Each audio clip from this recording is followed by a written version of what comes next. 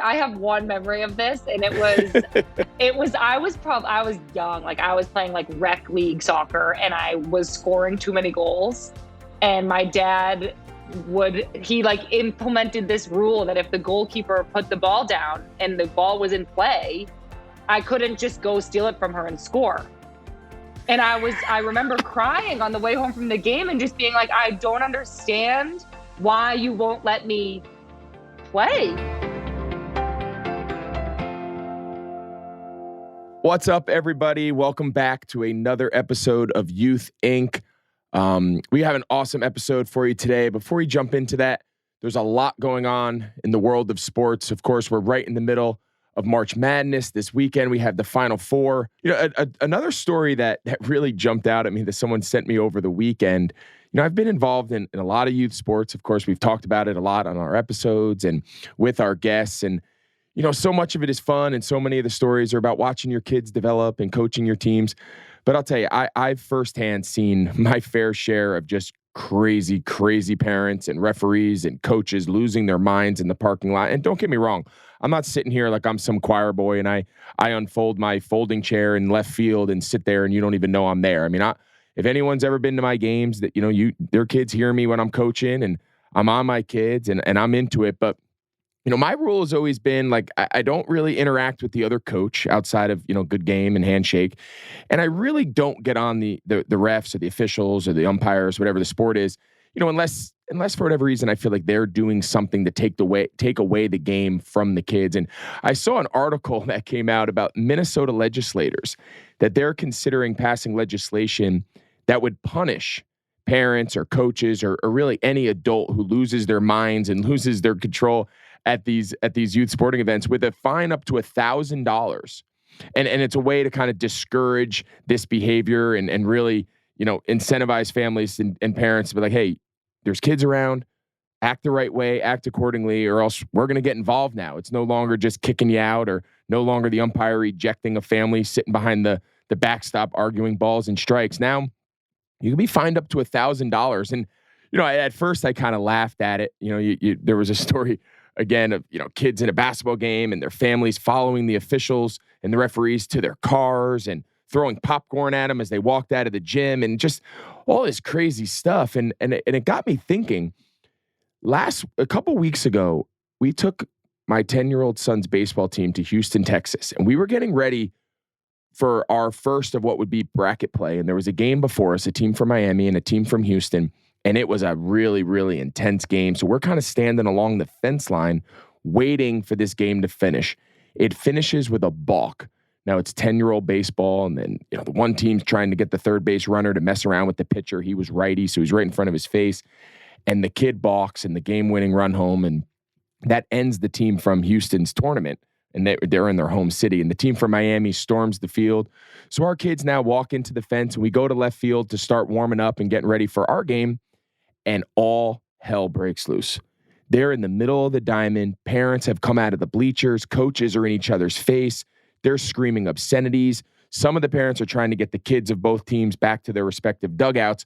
But these parents, it never really came to blows, but my first instinct was like, I'm going to walk over there and see what's going on. And I walked over and I kind of got a good glimpse and I was just glad I had nothing to do with it. But as an observer, it just reminds you at the end of the day, yes, it's intense. And yes, everyone has a lot of vested interest and time. And everyone wants to see their kids succeed. And no one wants to see their kid or their kid's team have, the quote unquote, have the game taken away from them by a bad call or by a coach or by an umpire, whatever. But at the end of the day, to see parents and adults literally fighting and oftentimes physically at youth sporting events, it just blows my mind. And all the times that I've gotten mad or all the times where I felt something, a bad call or a bad decision or a coach on the other team was out of line or something, never at one point did it ever cross my mind that, hey, this needs to turn physical and this confrontation needs to escalate. So I found this, I hope this passes. We're going to follow this story here on You Think. We're going to follow whether Minnesota legislators are able to pass these new laws. And again, $1,000 fine because you lose your mind at one of your kids' soccer games is pretty significant in the big picture. So I found that interesting. I thought it was so relevant to kind of discuss here on You Think, because this is all the stuff we're trying to uncover, the good, the bad, and everything in between. We are so lucky today to be joined by Sam Mewis, midfielder of the U.S. Women's National Soccer Team, and her father, Bob. For the first time, to be able to be joined by both an athlete and their parent at the same time and be able to kind of hear shared perspective of stories and upbringing was a real treat and something we've been really looking forward to bringing all of you guys here on You Think. As always, thank you so much to our presenting sponsor, Invisalign.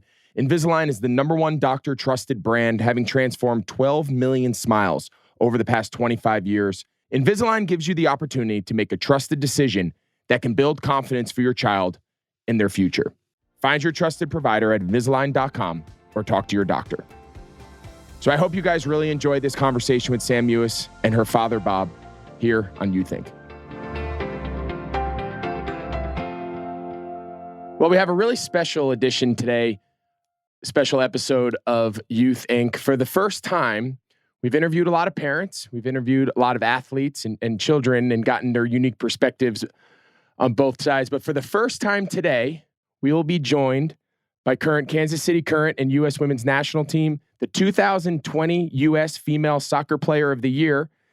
Also, I made sure I told Sam Mewis, and I told Sam that we'd also get in. She's the co-host of her podcast, Snacks, which in a second, I'm going to let you speak about, Sam. But the real treat, no offense, is that we are also blessed today to be joined by Sam's father, Bob Mewis. So to have both of you here together is just super cool. So first off, thank you guys so much. Oh, thank you for having us. We are so excited. Yeah. I know I've read a lot about your family. I've seen a lot of your father's interviews and read a lot about you and your sister, Kristie. We're going to get into all of it for anybody who doesn't know the family story. The first pair of sisters to ever play on the U.S. Women's National Team together. Before we get into that, though, Snacks. I want to hear about it, Sam. You've been doing it for a year. You said you didn't think anybody would listen, and now here you are a year later, and you're officially a podcaster. So tell us about it. I know. I am officially a podcaster. My good friend and teammate, Lynn Williams, and I are doing a podcast, Snacks with Just Women's Sports. We started doing it about a year ago, and we kind of give updates on what we're doing in the soccer world right now. We'll talk about recent games, and then we usually have a guest on who's another player in the NWSL from the national team. We chit chat with her. And then we have like a fun section. And what we really wanted to do was try to keep it real and talk about things that aren't so easy to talk about. So we've had a lot of discussions about race and LGBTQ and things that we feel like are going on in the world that we want to shed light on and get perspectives on. So it's been a really, really fun journey. We think it's a fun podcast, and our next season is coming out, I think, on May 9th, but don't quote me, sometime in May. So we're excited to start recording for that season soon. So thanks for the plug. Of course, we'll be on the lookout. As a fellow new podcaster, I appreciate the grind. But as I said, we are just so thrilled to have both you, Sam, and Bob join us today. I know and of course, your sister, Kristie, she couldn't be with us, but I just think your family brings such a relevant conversation. Here at You Think, our entire purpose and the entire kind of journey we're on with our viewers is exploring the world of youth sports through the parental lens, through the lens of the athlete, the child. In this case, a dynamic, high-level, elite female athlete and playing soccer, growing up. What did that experience look like as a sister, right? And Bob, you raising two girls who, while on the surface may appear very similar, but I'm sure along the ways had their different likes and dislikes and different paths. We're going to cover all of that. And I sit here as a father, father of three. I have a young daughter, so I have a lot of questions for you, Bob, because I don't know what I'm doing. I have two boys. So I just think we have such a cool conversation, and I think your voice is so relevant to what we're doing here at You Think. So where I want to start, and I'm going to start with you, Sam, take us back to the beginning. You're growing up in Massachusetts. Talk to us. I think the youth soccer scene and just the youth sports scene in America has really changed from when I was growing up, from when you were growing up to now, the way I'm raising my kids in the scene. So take us back. What was that life like for you? Was it always soccer? Was there maybe some other sports sprinkled in that you and your sister did? Just give us a little backstory. Go back to Massachusetts now and tell us what Sam Mewis was doing playing sports as a young girl. Yeah, I mean, I loved soccer. My sister and I remember watching the national team play on TV, and I remember immediately kind of being so drawn to that and realizing that that was even possible. And if it was possible, I wanted to do it. But we were just so active. I mean, both our parents are athletes, so we did all sports. We both played basketball in high school. We did swimming. I mean, we were always just kind of like playing outside with our neighbors, and it was a very open and kind of free and just active childhood. And as we got older and started to get more serious about soccer, it got really busy. And we always wanted to go and we always wanted to do it. But I think my parents actually did a really good job of making sure that every time we had something big, they would ask if we wanted to do it. We were never really pressured into that. So we definitely had this really fun and really open, active, athletic childhood, but there wasn't a lot of pressure on us to keep going down a certain path or to always be the best at anything. And I think it's so important, and to have your dad Bob here to kind of go back and now get his perspective again is just such a cool conversation for us here. So Bob, when you hear Sam talk about how she never felt that pressure, she always felt like it was child led, athlete led. The families that we talk to, we've talked to the Mannings and about how they're raising their children, and we talked to Michael Gervais, a world-renowned sports psychologist, and all of the families kind of try to advise people to take that path. Let the child drive the conversation. So in your family growing up, was there ever a moment you had to kick the girls out and say, "Hey, girls, go practice, go work," or was it really truly led by them, and you were just there as a guide, a mentor, help pick them up, help keep them organized? Did they really drive that ship from a young age? They were the ones that wanted to go to practice games. Um, but one of the things that their mom and I agreed to early on and told the girls was that if you make a commitment, you've got to go. You've got other people that are relying upon you to be there. And they had to make that commitment themselves. So they did miss a lot of things over the years because they made that commitment, which we think was the best thing for them. And when you say commitment, you're saying they made a commitment to a particular travel soccer team, and it would cause that to be, or was there one sport that took, did you gravitate towards one sport was the tiebreaker if there was conflict, or did that change as the girls' ages changed? So it was always the sport of the season. So if we were playing basketball, they were committed to basketball. And that was over the winter usually. Now, there was soccer over the winter as well, but they had to have their commitment towards that sport for that season. Once they got a little bit older, though, and, when they were 14, 15 years old, they really both had opportunities with soccer that they had to take advantage of. And we did have some conflicts that caused, it wasn't problems, but we had to make choices at that point in time. And the girls made the choice that I think worked best for them. Yeah, I think so. I think we could all, assume it worked out.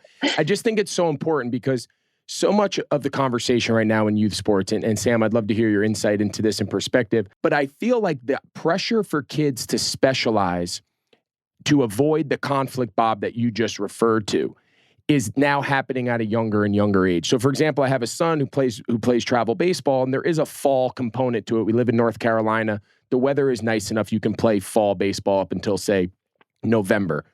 But he also wants to play football, right? So there is that conflict and what you said about the sport that's in season taking priority over the out of season sport. So Sam, like when you were a young girl, until you got onto the US national teams and your father said, you're 14, 15, a little bit older, when you were a young girl, did you want to explore everything? Was there ever a point where a coach said, "Hey, you're really good at soccer. If you want to stay on my AAU team, travel team, whatever it is, I need you more committed," and tried to keep you away from basketball and swimming? Or was it always something you were very free to go between every season? Yeah, if people were saying that, I think my parents shielded me from it. I'd be interested to hear if my dad ever experienced anything like that. But I remember, and I'm sure it was from age 5 to 15, I loved basketball. I think that one of the reasons why other sports was so good for me was because I was starting to get really good at soccer, and there was so much going on. Am I going to get a scholarship? Am I going to get called into a youth national team camp? Am I the best player on the field all the time? There was this pressure from myself, but I think also from the people around, other parents, coaches, just feeling like people were talking about it. So I felt like soccer, I needed to be good, and basketball was just fun. It was this kind of free space to dribble and do something different, use different muscles, have a little bit of different friends even. And I think those other sports were actually kind of a good reminder of sports being fun and being a release instead of being this constant pressure. I always loved soccer and it was always my number one. But I think that being able to play other sports actually helped me not get burnt out, not get like kind of too bogged down by the pressures of having that number one sport. I think that's so important. And I think that's super interesting to hear you say, because you put so much internalized pressure and you were so good at soccer and the expectations were so high. And I want to talk about that in a second. My senior year in high school, I had already committed to go to the University of Notre Dame on a football scholarship. My favorite, and of course I loved football. It's always what I did. My dad was my high school coach, the whole thing. But my senior year in basketball and my senior year in track and field, for the exact reasons you just said, were just a blast, right? I wasn't expected to be a Division I player. The expectations of the team was not to win the state championship. I was just playing with my buddies and we were trying to figure it out. And if we won, we won. If we didn't, there was really no harm, no foul, because my basketball career was going to be over in a couple weeks. I just think to hear you put it in that terms is super relatable as I sit here and kind of listen. And I'm sure a lot of our listeners can relate to that too. So Bob, back to what Sam said earlier, did you shield her from a lot of that? Did you have coaches that approached you, whether it was her travel coach? I know you were involved in some of the coaching when they were young, so maybe they weren't getting it because you were a lot more hands-on and involved. But did you get a sense or any sort of pressure from any of these so-called travel coaches or these guys who think they know everything in this world to say, hey, your daughter needs to go full-time. She's got to stop playing basketball, stop swimming, stop doing whatever else, or else she's going to ruin her chances. She's not going to maximize her potential. We hear that all the time. So let me say one other thing before I answer that question. Their mother and I felt it was best or better for the girls to be involved in other sports. As Sam said, she used different muscles. She had different friends. There was a lot of advantages to being in different sports. So that's one thing I did want to add. To answer your question, though, there were times where we were approached by a coach or coaches to get a more commitment towards soccer at one point in both of their careers. And, we said, look, they're enjoying their time playing basketball, running track, swimming, doing something else. We want to let them enjoy the sport for the sport. Soccer was important to them. That was pretty obvious, but they had to have fun too. And that became pretty important for us. So yes, there were times where people pulled me aside and said, don't let this pass you by, or don't let something ruin your kids from for soccer by playing some other sport. We talked to Cooper Manning the other day, and his son is the number one football prospect of the last decade. Of course, his uncles are Peyton Manning and Eli Manning. He's been recruited by everyone. And Cooper said that exact thing. He goes, you know what my kid just loved doing? His team just won he came off the bench for his high school. He was a junior. He came off the bench and his team just won the state basketball championship. He goes, it was the most fun he's had all year. And it's just so funny to hear so many common threads from elite caliber athletes like yourselves. Everyone kind of tells the same story. Something I wanted to ask you, Sam. I had an older brother. He was 1 year ahead of me. He was my quarterback in high school. We both eventually went on to play at Notre Dame together. And then he transferred to Virginia and I went down to Miami. We went our separate ways. But from the time we were 5 to the time he graduated high school at 18, we were always on the same team. And of course, your sister, Kristie, you guys were the first sisters to ever play on a U.S. women's national team, which just blows my mind that of a relatively small roster, 2 girls from the exact same household made it, which is absolutely remarkable. And Bob, I want to get your thoughts on that because I can only imagine how proud you are to watch your two girls play, let alone together. But Sam, just talk a little bit about what that was like growing up together. Was there a competitive rivalry? Did one of you kind of? Oh, I see your dad laughing. I think I just picked a scab. Well, go ahead. I don't think the question needs any more elaboration. Go for it. Yeah. So Kristie, I think to this day will say that the competitiveness only ever came from me being this little sister. I was always trying to be better. I was always trying to keep up. And I mean, I think, yes, it's very safe to say we were competitive. We used to play like 1v1 in the backyard. We played at a certain point, I started playing up on her town team, which I remember was like kind of an issue with her. And then just, trying to like be friends with her friends. Club, we didn't play together, but we went into a few youth national team camps together. We actually made 2 youth World Cup rosters together in 2008 and 2010. And I think we fought like crazy growing up. And I do think it's because it was this really heightened soccer, not rivalry, but just like we both wanted to be so good. We both wanted to be the best. And there was this kind of external pressure put on us, like in our high school years, especially. But going through playing on those teams together, like the youth national teams, I think it was this eye-opening thing. Like, wow, we're actually a little bit closer to our childhood dream than we realized we'd ever get.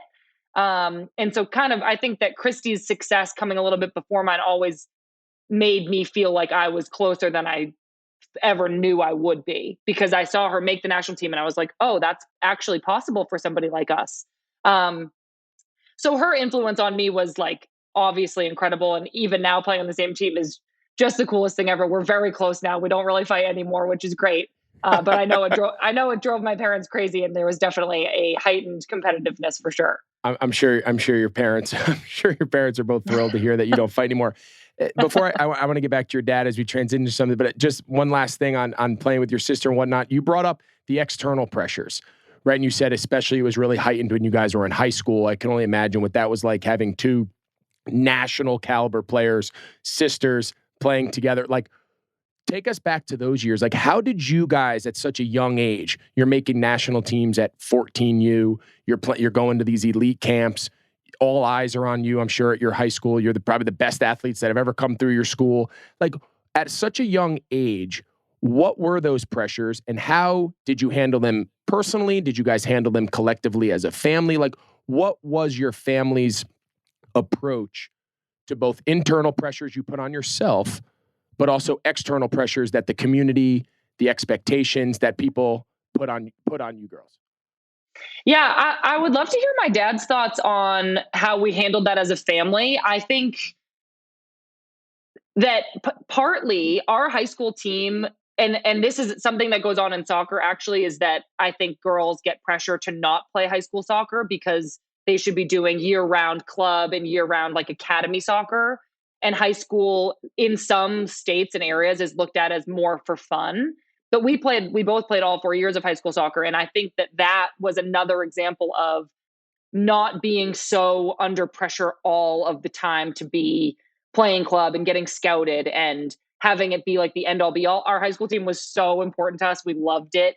But it also was this element of like representing our town, being with the friends that we grew up with, and kind of, like you said, getting to do that together and getting to have this more fun, more relaxed environment to just continue to enjoy the game. But I don't remember that much detail, but I would love to hear if my dad remembers having to handle as a family any like pressures or, I don't know, if anything going on during that time when we were in high school. Not really. I mean, there was always just the feeling when we walked on into the stands. Everybody was glad to see that you girls were going to be there at that game, because there were many times where both of them had to miss games for high school. So there was always just that feeling, oh, good, the Mewis girls are here. So, we're going to win. We're going to win. But not a lot of pressure from the community at all. Everybody was so supportive and so happy that the girls had so much success. And their coach was just a terrific guy. He did a great job with our daughters and everybody that I coached in youth soccer and all of their friends that played youth soccer in the town. He just did a great job with them. So I wouldn't say that there was pressure from anybody in the town, no. Well, that's awesome. And like you said, Sam, there's nothing better. Every person I've talked to, male, female, who's gone on to college, let alone professionally, everyone says, when you say, what were your best memories? If you asked me, playing high school football, winning the state championship with my dad, with my high school buddies, none of them went on to play in college other than me. We're still buddies to this day. Like, there's something, you said it, playing for your town, wearing your school's name. Yes, I played in Super Bowls. You've played in World Cups and Olympics. You've done everything in the soccer stratosphere. But here you are smiling ear to ear, thinking back playing for your local high school town. I just think it's so important for people. Everyone wants to rush everything. Everyone wants to, I can't wait to get to high school. And then once they get to high school, I can't wait to get a scholarship and get out of here and go play in college. And then every kid in college, I can't wait to get drafted and go play. Like, everybody's in such a rush. And then they look back and they say, those were the best times that I ever had, was playing on my 6th grade girls travel soccer team and staying in crappy hotels, right? Like, that's the best. Yeah, I know. I actually think that I would add, similar to what my dad said, I think that when we did start to have success, and like you said, they were such awesome times. There was the community around us at our high school, Whitman Hanson, and the community within my club team. We were missing things all the time to go away to national team camps. I missed nationals with my club team, which was a big deal. We missed almost a whole season to go to a Youth World Cup. But these were the people when we were young that believed in us first. And these communities of people from my club team, from my high school team, the parents, the coaches, they thought I'd make the national team before I ever knew that was even possible. You could ask my high school coach and he would have said, I knew the second I saw her, she was going to make the national team.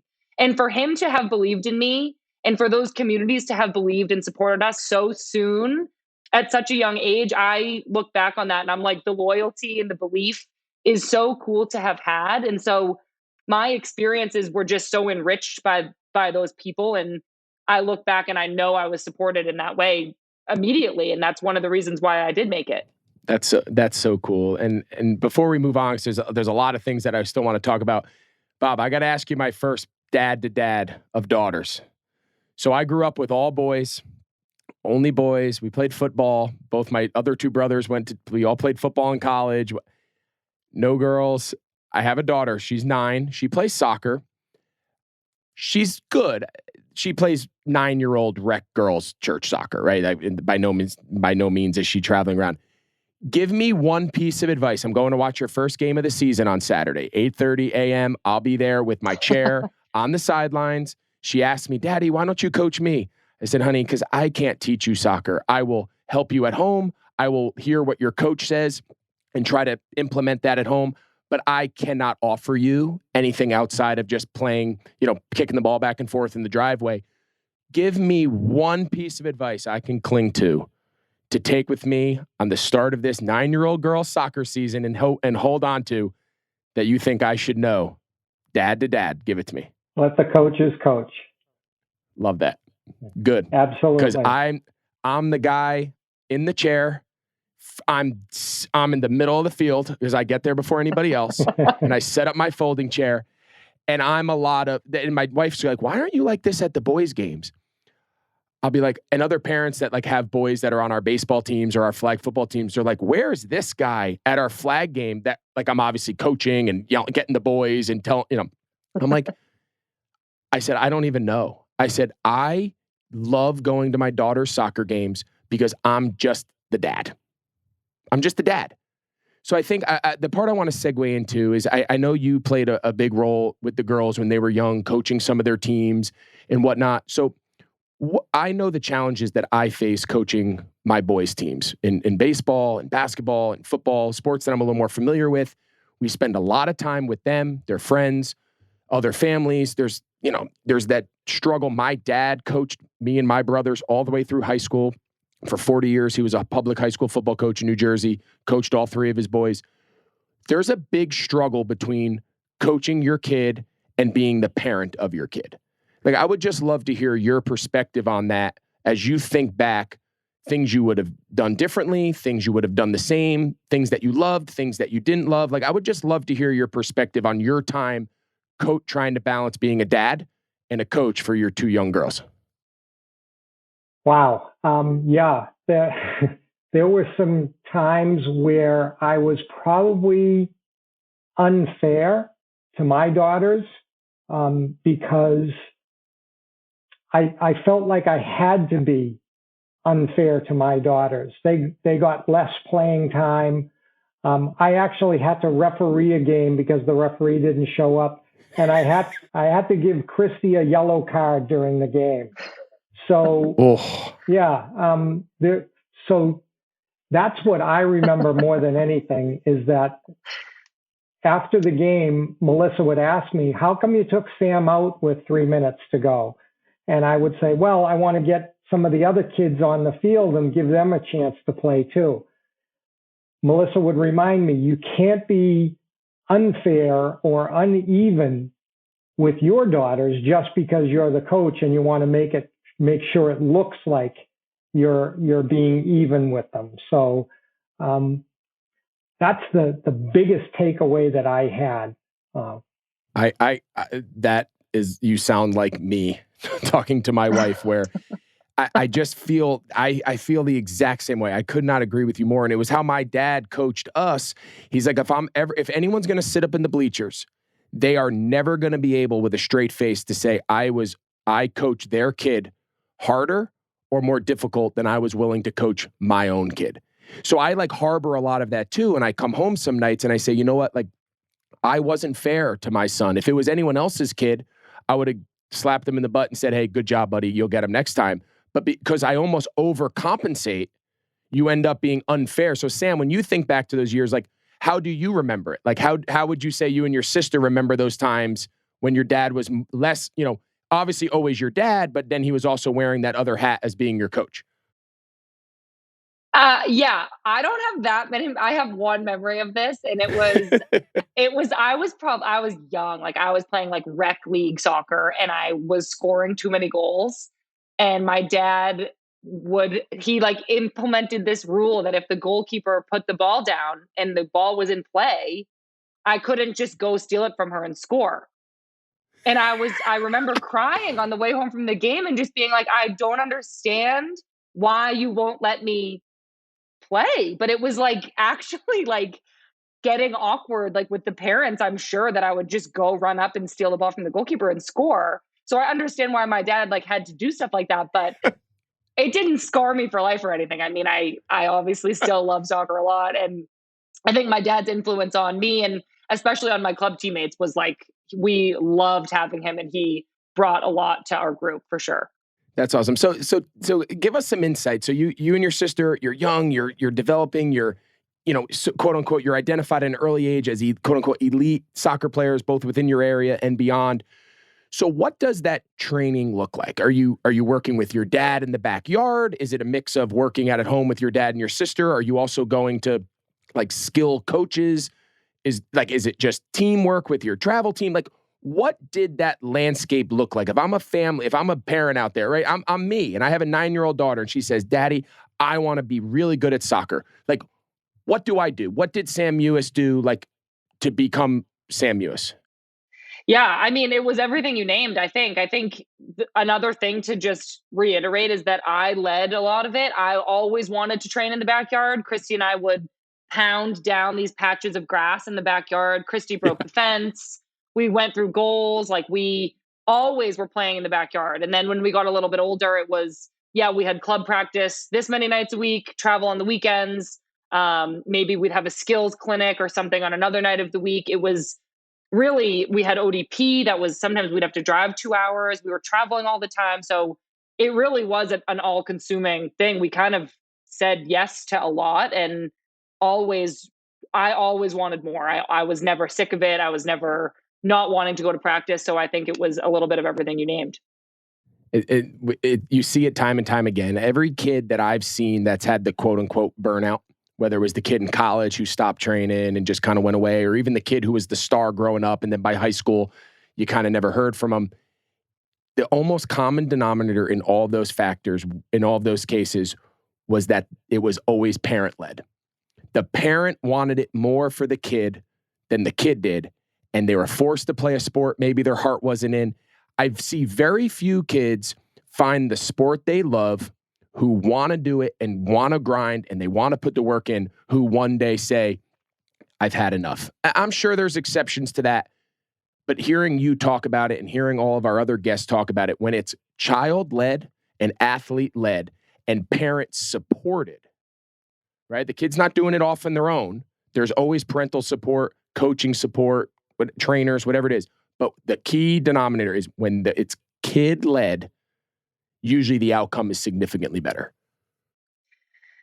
Yeah, I would agree with that. I'm so curious what you would say then, either of you, to a parent who has a kid who is not leading the way, and what should that parent do with that? So, and again, I don't have all the answers, hence why we're doing You Think, right? We want to speak to people like yourselves who've paved this path, and your father, Bob, and, Dr. Gervais and Jerry Rice, who raised two boys who both went on to play college wide receiver with Rice on the back of his jersey. Like, talk about expectations. So we're having these conversations with people who've been down this road, specialist sports psychologists, to really get best practices, both as parents, as youth coaches, as young athletes. The rule in our house that I have, when we come home, our number one question is, he's at practice right now, if you don't want to do this, please tell us. We don't need to fly to Houston for mommy and daddy and your two brother and sister to go spend 3 days. You don't need to do this for daddy.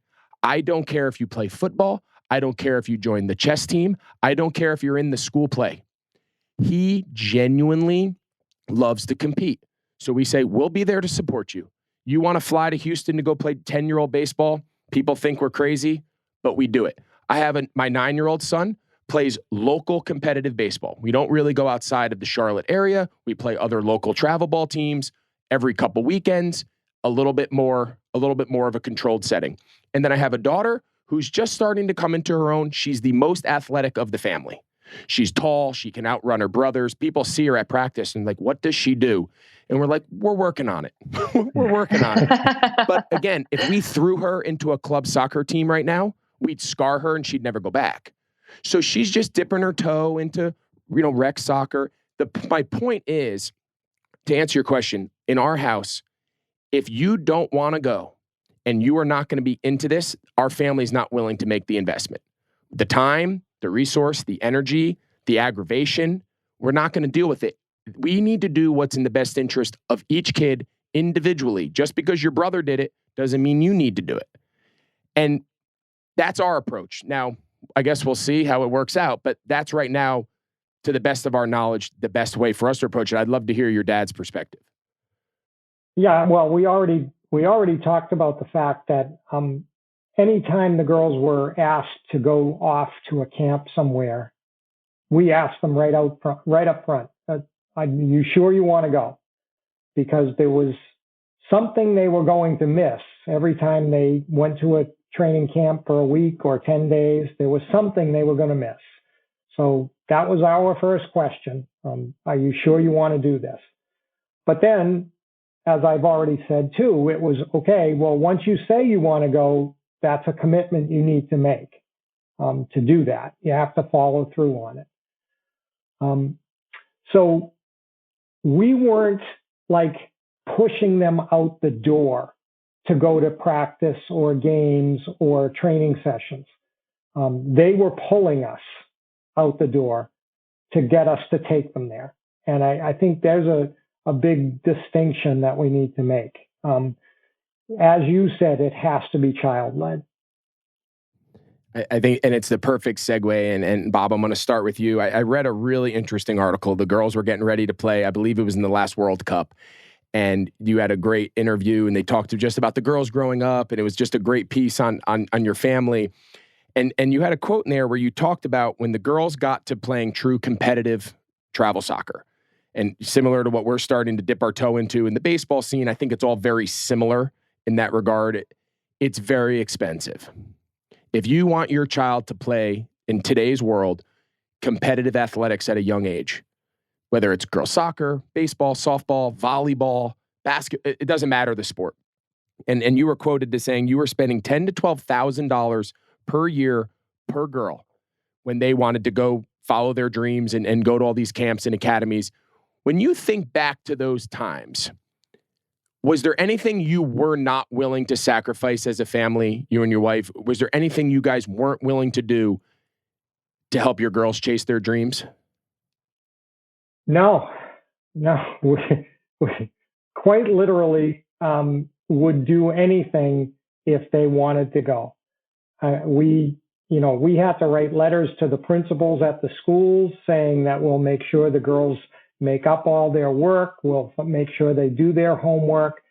As you say, financially, we had to come up with the funds that it took.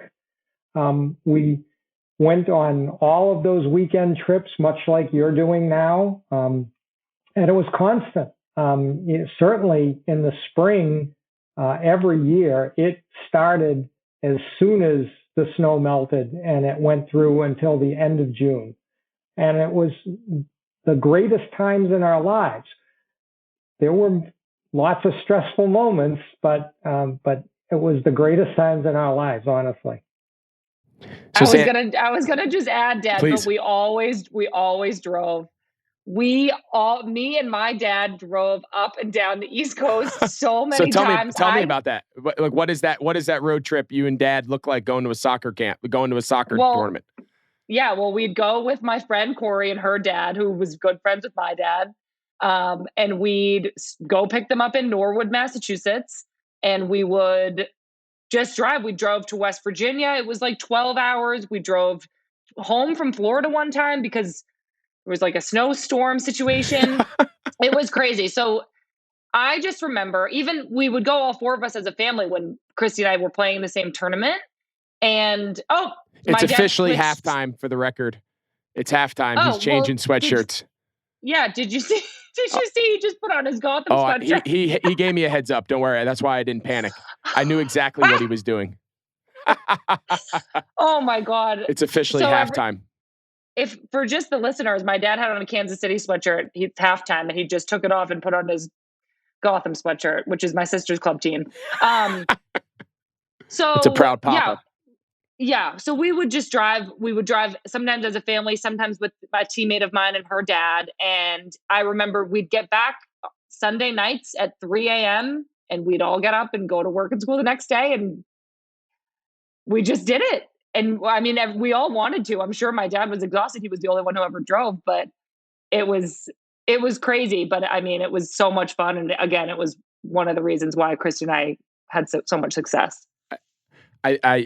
Anyone who's not like, if any of our listeners right now are not yet at the age where your children now are starting to like venture into this travel and whatnot, there is no more exhausting, but more like invigorating experience than taking your child to some sort of like competitive environment that they're like dying to go to.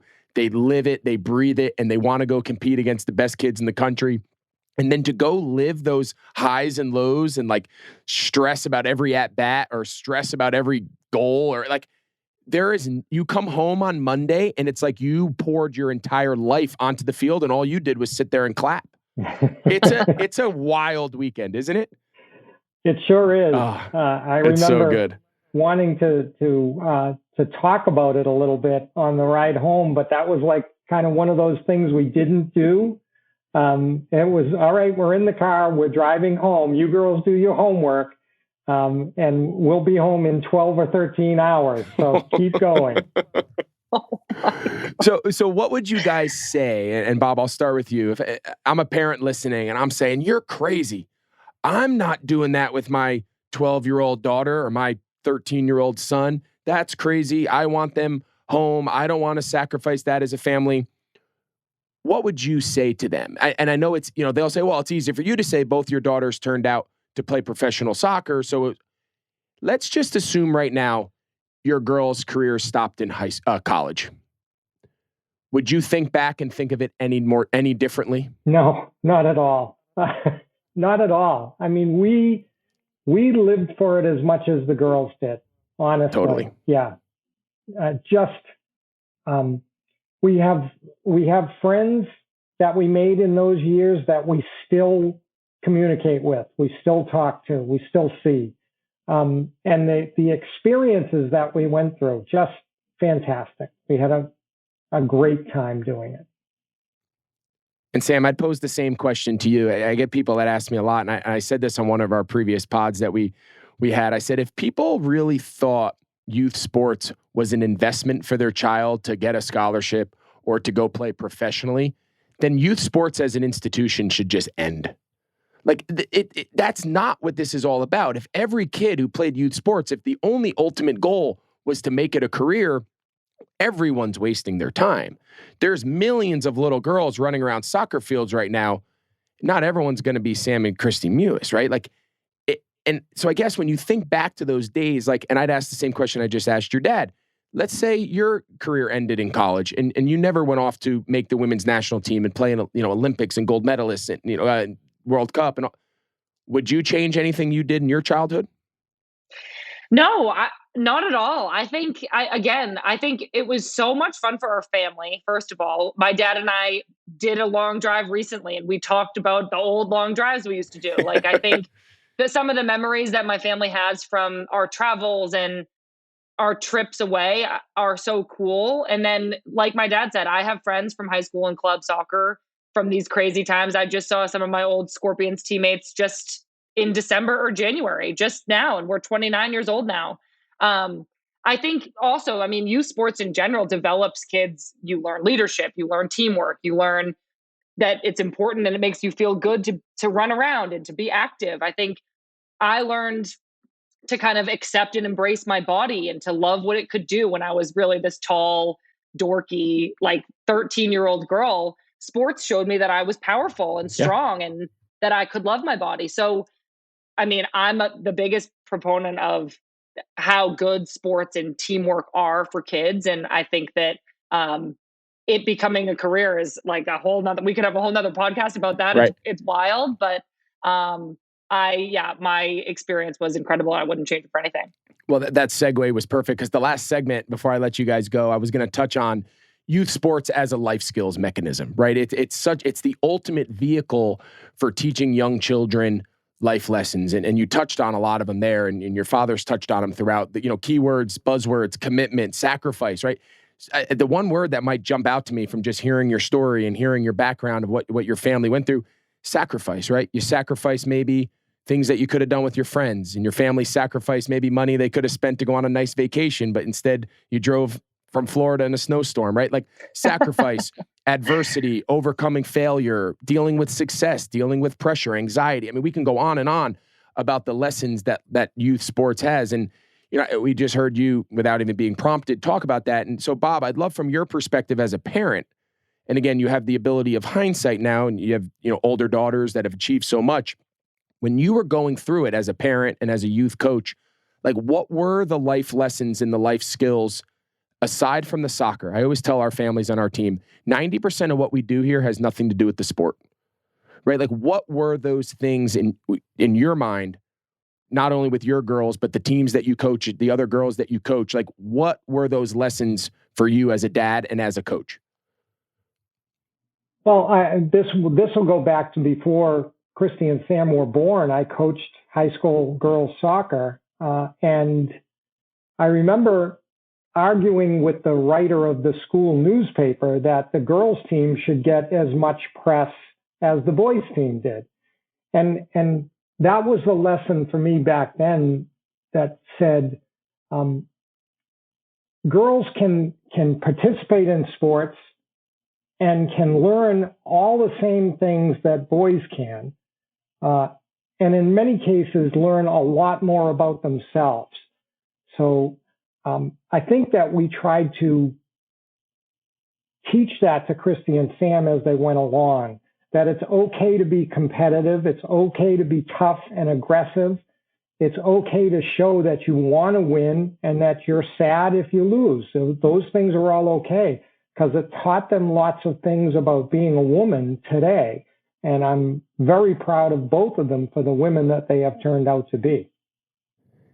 And I don't think you could have said it any better. So I don't even think I'm going to try to echo any of that. Again, as a father of a daughter, to hear you talk about building strong women and building a daughter who's going to stand on her own 2 feet and show it that it's not just for the boys to fight. It's not just, I don't mean literally, but like to compete, to want something, to push for it. Like that is not just reserved. It sounds very similar in our house with when I talked to my daughter about the boys. I said, you don't need to take a backseat to them.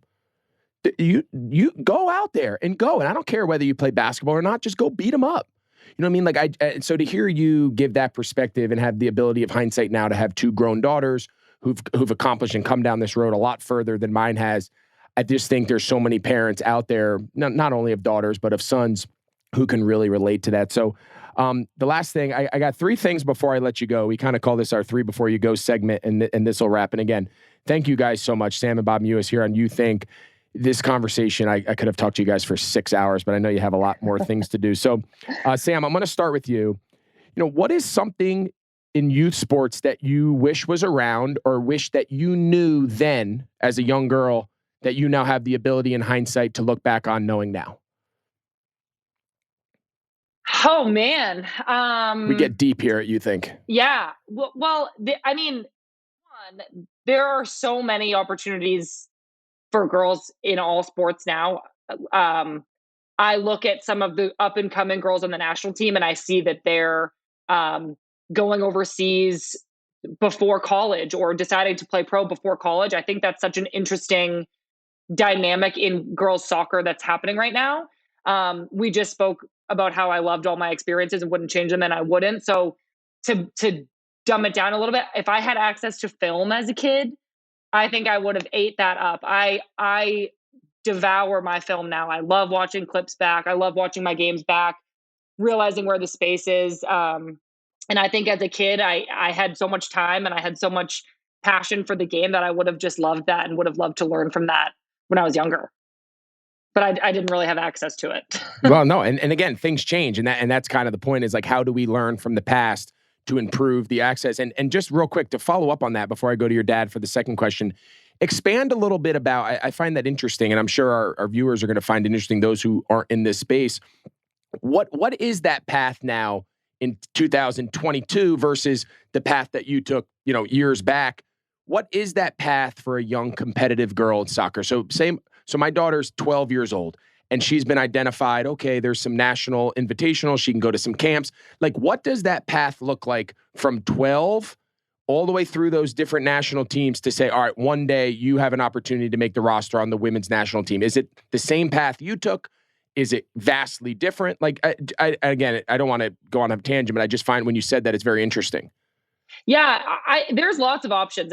And now what I think it's a testament to the women's game now that it is a viable option to not go to college. And you could, and there are girls doing it who are going to make great money doing this. And their decision to not go to college was a good one.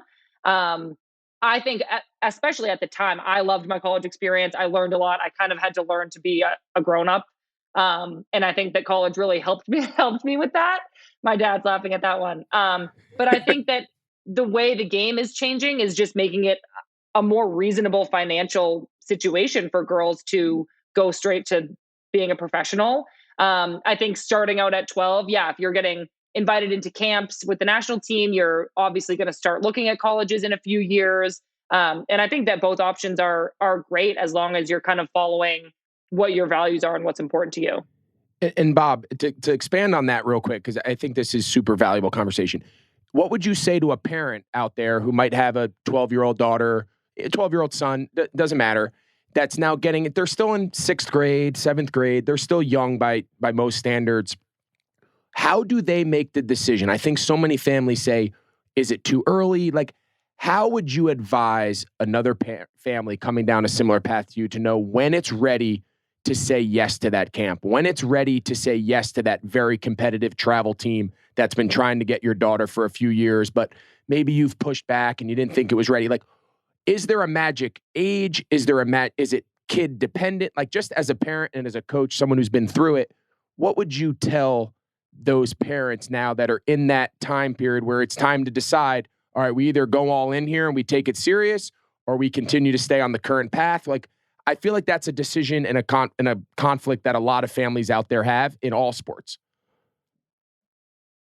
So I can only speak to what our experience was. And it was, I believe it was when the girls were both 14 that it came to a point where we had to finally decide to stop playing town soccer at the youth level and go strictly with club soccer. And I think that was more or less a rule in Massachusetts, but it was probably a good time because it had gotten to that point with both of them that while they loved being with the kids that they grew up with, they were going to learn more by switching over to the club soccer level at that point in time. They had gone past the town coach's ability to teach them anything. And if they were going to go any further, they needed to get a good coach who could teach them more. So, it's when the training has matured enough that the player is ready to take the next step. I think that's such great advice.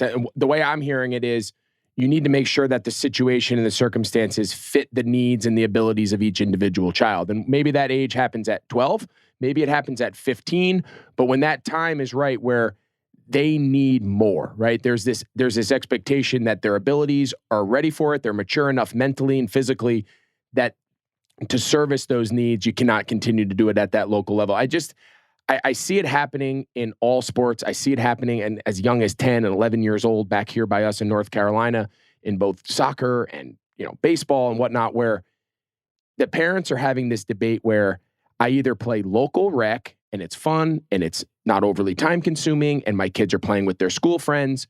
But then there's that pocket of kids, right? Like your two daughters who are very advanced and they need more, right? You need to enrich them. They need to be filled a little bit more. The bucket needs to be filled. And you're in this battle where it's in their best interest developmentally as far as soccer goes to put them in a more competitive environment. But maybe they're not playing with their friends anymore. Maybe now their weekends are busy driving up and down the coast of the United States. Like, I think that's a very real conversation happening in a lot of families' households as we sit here tonight. Totally agree. And even in our day, you could see that there were parents that were pushing girls beyond the point that the girl was willing to be pushed. At times you felt like it was very sad because you could almost understand that these parents were counting on getting a scholarship to go to college and hadn't made any other plans for anything else. So I can't imagine what that was like for the player, the girl at that point in time, because it just must have put an awful lot of pressure on her. Yep. Well, I'm going to leave you each with one more quick question. I'm going to let you go. Again, this has been fascinating and just so relevant to all the conversations going on. So, Sam, one last thing for you, and then I'm going to end with you, Bob. So, Sam, you're talking to a little girl out there. My 9-year-old daughter's listening to this. Someone else's 10-year-old, 12-year-old, whatever it is. Little boy or girls out there listening to this. They love soccer. They just love youth sports in general. And they say, all right, Sam, tell me the best approach. Tell me the path. Just talk to my 9-year-old daughter right now and say one piece of advice you'd love for her to hold on. Not kick with your left foot, not just an approach, a mentality to move forward, whether it's in soccer or ballet or whatever it is. Like, what would be that one little nugget you'd love to leave them with? Yeah. If they love the game as much as I did and do, then, or if they love ballet as much as I love soccer, it's do the work on your own. Always do extra, do more than other people. And your practice and your hard work will pay off. I think doing extra reps away from your team, extra reps on your own, you learn on your own and you learn in this new way. And as long as you're not forcing yourself to do something you don't enjoy, I mean, it's going to just make you more comfortable doing the sport and give you that confidence that you've done all the work that you can. I love that. And Bob, I'm going to give you a similar question to end on. You're out there, you're talking to all the parents that are listening to this, and they have a son or a daughter who's either just starting out and they're just getting introduced to t-ball or little, rec-based soccer or whatever it is, or they might have a middle schooler or a high schooler who's looking at college, looking to kind of take that next step competitive. What would be one piece of advice you'd love that parent to carry away from this conversation, both in their approach with their child as parents, their approach through youth sports, maybe something you wish somebody told you when you were in those shoes? What would you love to leave them with today? It goes back to the things that we've already talked about, which is let the child lead. Let the child tell you that they want to go as opposed to you forcing them to go. Celebrate when they do want to go and enjoy the time that you have with them. It could all change very quickly. So you don't want to make it an unpleasant thing for the child at all. You want them to enjoy it because you just never know what can happen moving forward. And both people have to enjoy that part of it. Well, I think that about sums it up. And let me just tell you, as a father, and again, my children are a little bit younger, we're a little earlier in this journey than you guys are. It's just incredible. Like I hope one day my daughter's that excited to see me join a call with her every time you talk, to see her smile. I genuinely mean that. Like, again, you guys are in two different places. You're in two different, I don't know where exactly you are, Sam. I know Bob's back home in Massachusetts, but like to see you guys smile when each other brings back memories, to see how fondly you remember this youth experience and growing up and coaching and girls soccer or whatever the sport was, like I hope one day my 3 kids think back with the same fondness. And when they hear their dad reminisce about the memories, it causes them to smile. And I hope one day my daughter looks back at the time we spent, whether it's in soccer or whatever it is. Like, I hope you guys realize just how amazing that is. Your stories and inspiration. Sam, what you and your sister, Kristie, have accomplished is remarkable. It's hard work. It's dedication. It's having unbelievable support from your family and coaches and community. And that's exactly what you think is. And for you guys to come here and open up and share a little bit about your story and share a little bit about your journey, the ups and the downs, has just been an absolute pleasure. So I just want to thank you guys both so much for joining us on You Think and helping us carry this conversation into the future. Yeah, this was awesome. Thank you so much for having us, Greg. Oh, you're very welcome. And in May, Snacks comes out. So hopefully everybody checks out your podcast. I'm sure your dad's already subscribed. I'm sure your dad's already subscribed, Dad, right? Absolutely. Well, thank you, Bob. I appreciate your time. This was really special to be able to see you speak about your girls and think back fondly on those memories. And Sam, wish the best to your sister. I hope you guys have a great season. Can't wait to watch you guys on the national team and represent our country. It's super cool. Thank you very much, Greg. Thank you. Really appreciate you taking the time to spend with us. No, thank you guys. It was a blast. You guys take care. Thank you. Thank you. Thanks. I really enjoyed that conversation for a lot of reasons, but the entire time I could see, on the video, Bob Mewis and Sam Mewis, kind of their facial expressions and how they reacted to what each other were saying. Or, I would watch Sam as her father would tell a story of the two of them driving up and down the East Coast to soccer games and just see her light up and to see her smile and just see how much she's thinking back fondly of those memories. And then vice versa. I could see the pride on Bob's face when Sam was talking about her and her sister Kristie and the amount of hard work and sacrifice their parents made for them to kind of reach their ultimate goal of being professional soccer players. And being the father of a daughter, I mentioned this to him. I said, like, I hope one day my daughter thinks back, and it doesn't have to be through sports, or it could be through just taking her for ice cream, or just moments that we share together. I think every father's dream is to just be able to sit there and listen to your daughter, your son, just speak so fondly about all the time and the energy and the love that you poured into their life. And aside from all the fascinating stories of them telling about, how they balanced high school soccer and the clubs and the national teams and the amount of school there were so many interesting storylines within the conversation. But the big picture takeaway for me was, God, I hope one day my kids think back and speak about moments we shared, tournaments we went to, events, weekends, just car rides in the family, and think back so fondly and with so much love and just so much appreciation, because you could see it pour out of Sam when she spoke about her father and the time they spent together. So I couldn't help but the entire time I listened to it, just kind of replay that through my mind. Like, man, I hope in 20 years from now, this is how my kids would speak about, my wife and I and our experiences raising them and the ups and the downs that goes along with not only youth sports, but just parenting in general. And, I just found that so fascinating to be able to kind of see that go on in real time with the two of them on the call together. And the last thing that really brought a lot of, what I thought was super relevant to this conversation. And again, something that I apply now, as I think back on all these things and how they affect how my wife and I parent our 3 children, was when Sam said, the reason I played basketball was not because I was going to be a college basketball player. She goes, the reason I played basketball was because I wasn't going to be a professional basketball player. It was my break. To hear her talk about her and her sister, and every time they'd step on the pitch, in soccer, that all eyes were on them and there was pressure, and this was college recruiting, and I got to make the national team, and I'm going to an academy, I'm going to it. There was such pressure. That was almost like their job from an early age. She goes, but when I played basketball, no one knew me as Sam Mewis, the basketball player. So it was kind of a refreshing break.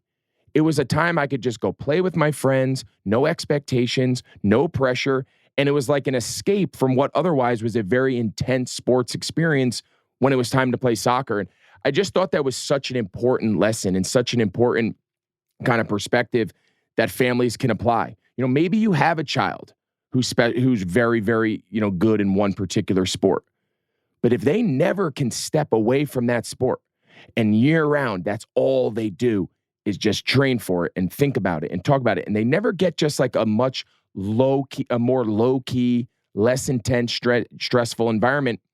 Maybe that's what they need, right? It doesn't need to be at the same level as their other sport. But I just thought that was such a great point that Sam brought up that I brought home with me. And I'm like, all right, this is something to keep in mind now when my kids get older. Like, there is a balance to all of this. There is a social component to all of this that just allows your kid to take a deep breath and not feel like the entire world is on their shoulders every time they take part in a sporting event. So I love that conversation. Sam was amazing. You could tell she's so energetic. Her passion for the game, her passion for life kind of jumps through in the conversation, and just a proud papa that Bob was, and just listening to him reflect on the moments they had. It was a really special conversation. It was so important and so relevant to the journey that we're on here at You Think. And I hope all of you enjoyed it as much as I did. Again, a conversation with Sam Mewis and Bob Mewis, a conversation brought to you by our presenting sponsor, our proud partner in this whole journey into youth sports with Invisalign and Audiorama. And as always, thank you guys so much for listening to You Think. We encourage you guys to go and rate, review, subscribe, wherever you get your podcasts.